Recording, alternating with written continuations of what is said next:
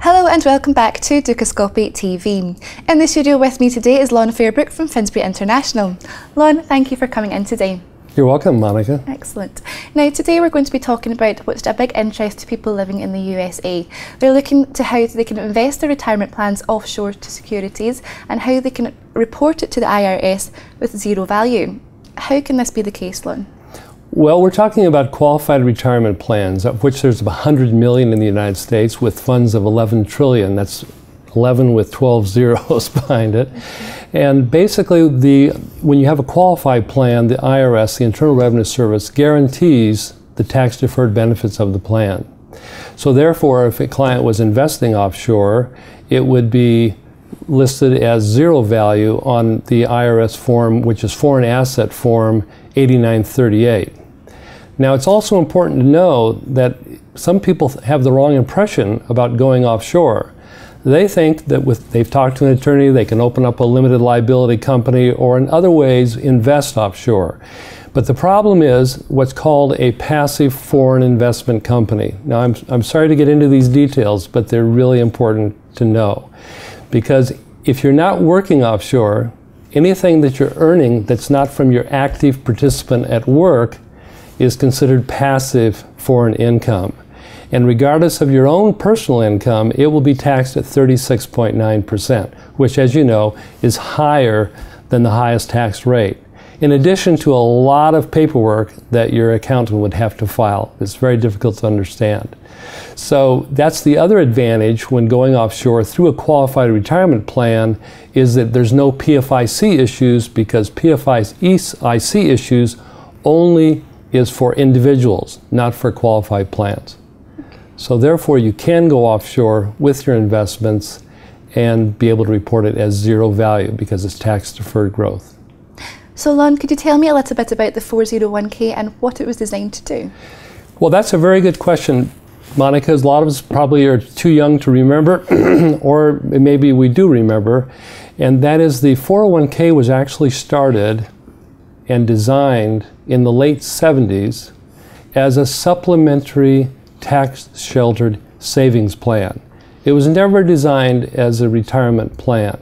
At that time, companies had employee benefit, part of their employee benefit package was a pension, and that pension was determined based on the number of years that they worked for that company. So much percentage each year would be earned, and then final income then would be based on that total percentage. And at that time, the employee also had a Social Security benefit. So the company thought, what a great idea, we'll supplement that with the tax-sheltered savings plan and have what we call a three-legged stool, very firm foundation for retirement. What are the main challenges affecting those who are using it then? Well, the main challenge affecting those using it is the fact that companies no longer have a defined benefit pension plan. So now there's only the 401k and Social Security, no longer a three-legged stool. It's a little bit wobbly, a little bit shaky. So that's all they have. And that's what's created a problem for a lot of individuals. So what other options are there out there to solve these problems then?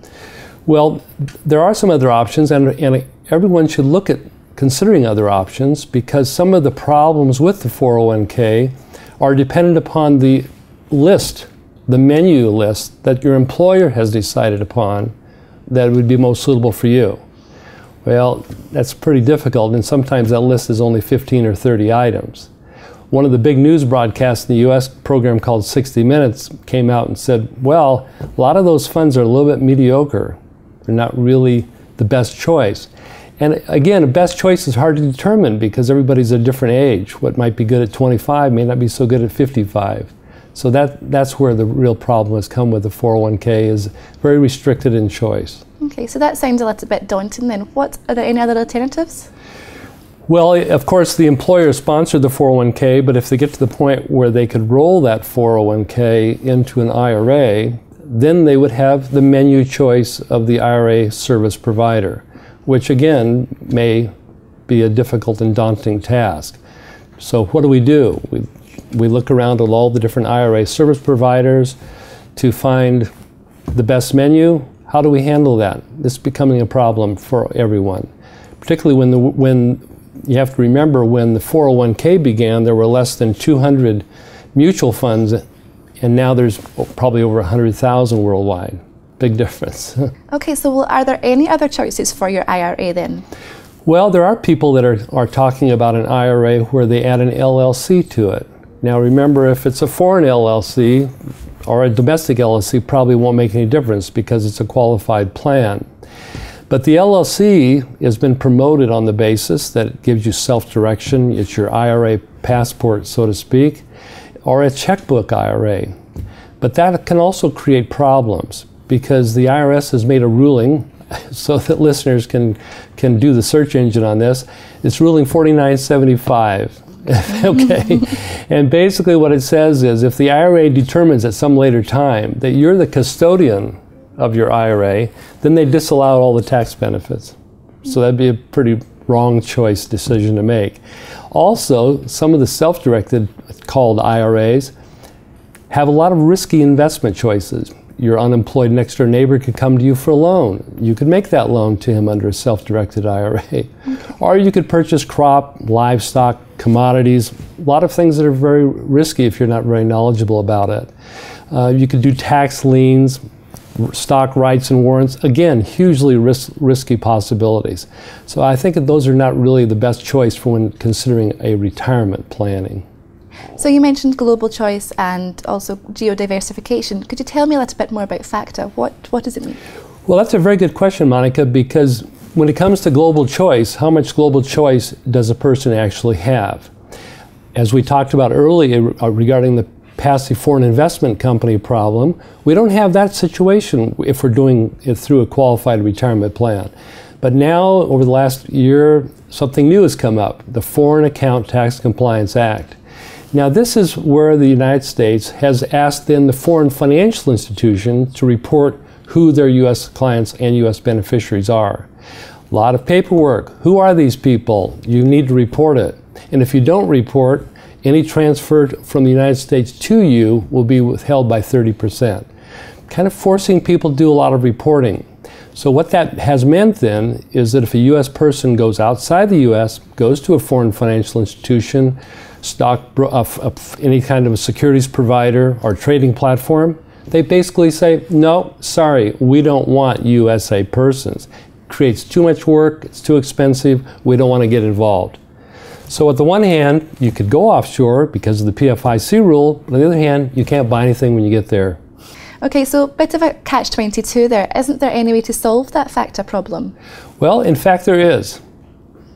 If you're using an IRA LLC, which gives you worldwide choices, you can eliminate the FATCA problem by making sure that your custodian, your overseas custodian, is a pension plan, a foreign or retirement plan custodian. Because the foreign retirement plan custodian is one of the 5 things exempted by FATCA. Okay. So if you have your IRA and your domestic U.S.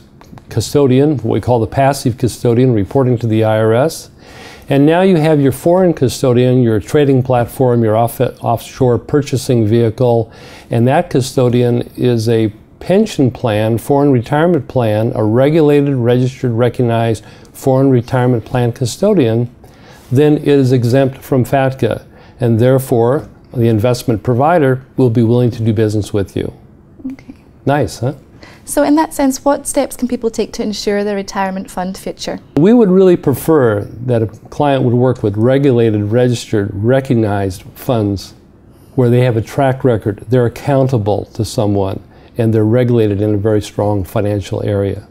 Well, all very interesting points there. Thank you, Lon, for your insight today. You're welcome. Thank you.